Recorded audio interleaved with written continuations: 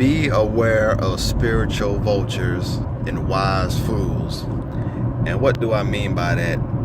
By that, I'm speaking on a particular topic of those who claim that spirituality is supposed to have all of these pros, or benefits to it, which in fact it does, whether it be any type of spiritual awakening, third eye opening, being able to look into self and grow based on that, get out of religion, get out of the systems that keep us under control on a regular basis, and the beginning to see things as far as what they are.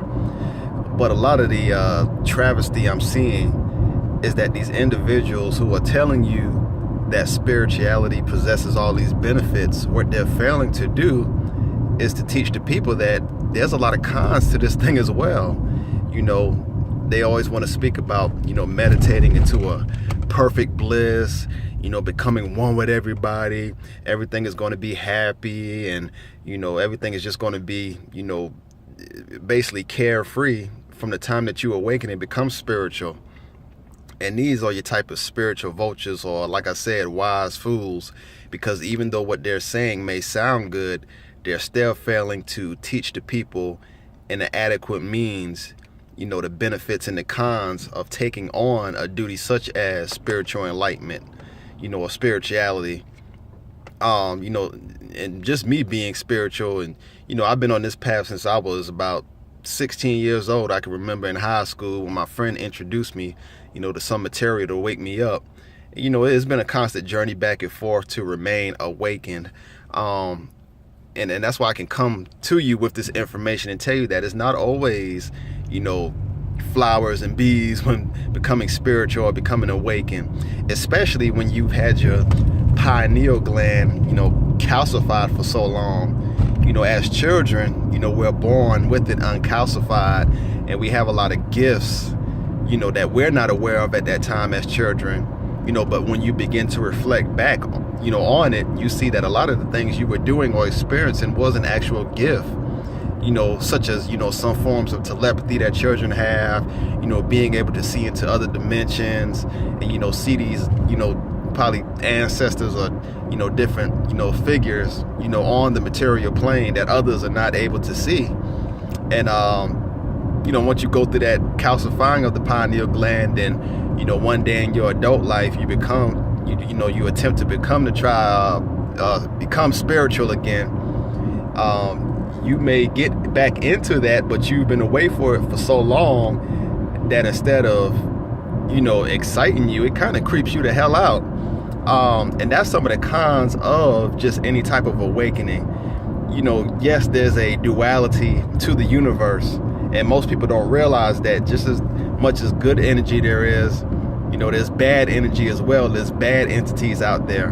And what will happen as you become more spiritual, and enlightened, is that you begin to grow, in that positive energy, in that auric field. And just like a moth, that's attracted to a light or a flame, a lot of that bad energy begins to become attracted to you just because you're radiating off positive energy.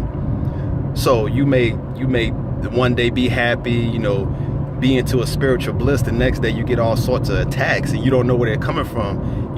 Health issues, psychological issues, all types of things.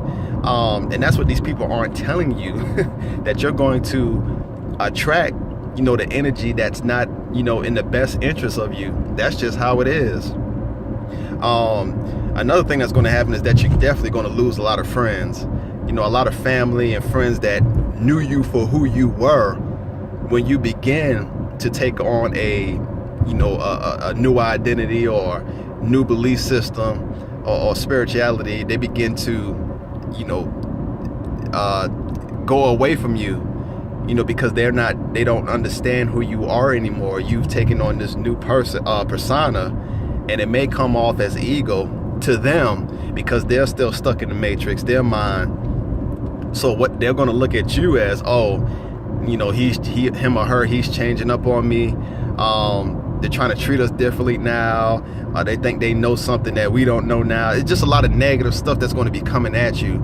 So especially if you're one of those social people and all of a sudden you decide to become spiritual, please understand that spirituality is a lonely path. You're not going to have, the friends and families and the support base that you had, prior to being awakened. But a lot of individuals don't tell you that. They make it seem like, the whole world is going to be on this, whole meditative bliss, coming together, peace and love, walking barefoot, in the grass or whatsoever. It's not going to be like that at all. Whenever you look at any of the central figures in most of your religions, even though we know that these are not historical figures like Jesus and, Buddha or whatsoever, you saw that these individuals, most of the time, they were lonely throughout their lives. They may have had disciples, but even those people turned against them at times. A majority of the times these people were lonely. And what those stories really revealed was the psychology or the journey or the struggle of the inner self. Those were not actual historical people. And most of it dealt with, the zodiac, the sun through the solar system or whatsoever. But a lot of it also dealt with, like that inner study, that soul searching, for initiates. When they read that information, they could kind of decide on how to navigate in their, journey of spirituality. But spirituality is definitely a lonely path, and it's hard being, alone, having no one to talk to, because some of the information that you're going to get into, most of your friends and family members, they don't know what the hell you're talking about. They don't care, or they're going to think it's blasphemous. Another con of being awakened is that you're really going to begin to see things for what they are. I like to say that, and I like to bring this up as well.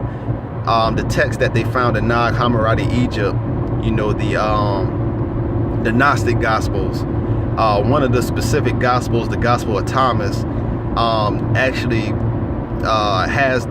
supposed to have the true writings of Jesus Christ. Like I said, even though we know that's not a historical figure, possibly one of the Gnostics or priests out of the Egyptian mystery schools put those texts together.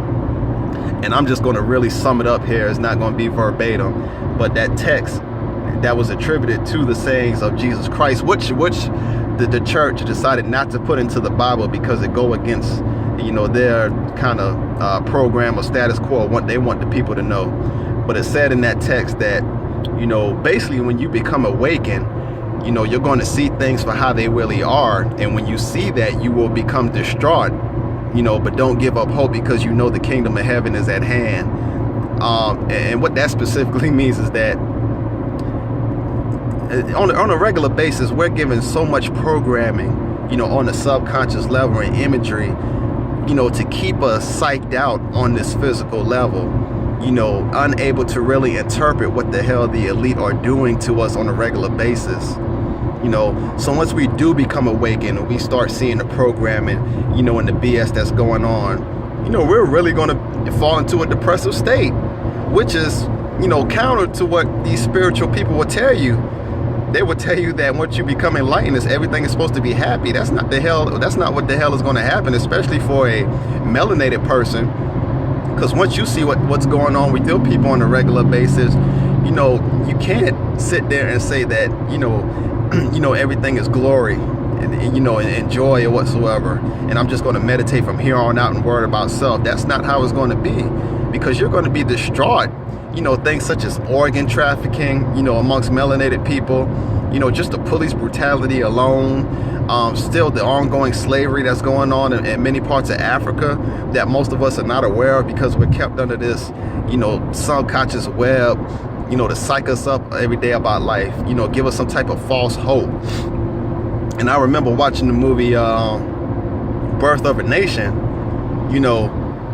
even though, slavery, is not adequate on any type of level or means, Nat Turner, he was giving a privilege of being able to read.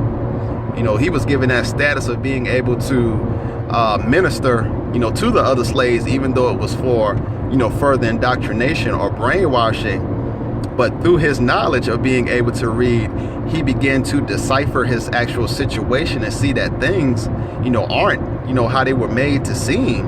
Like one quote he had in the movie was that, for every verse they use to oppress us, there's another verse in the Bible saying that they shouldn't. And with that knowledge, what most people would do is, well, I have the knowledge now, I see things for how they really are, I'm going to take this and and look out for self. Nat Turner could have took that information and probably ran off somewhere, escaped to Canada or up north, and been free of that oppression for what he was seeing. But what did he decide to do? He decided to go back into the matrix and help his other people, help uplift them, fight back against the system. And that's another one of my points, is that when you get into spirituality, it shouldn't be for something to, get you off or get you high on a regular basis. It should be something that you're willing to die for because you're so deep into it. If you're not willing to die for it, you need to go back somewhere else, go back to religion or something, go back to the church, because they teach you to operate, no for self and don't look out for anybody else. As long as I can, gain benefit, in this journey on myself, I don't have to look out for anyone else.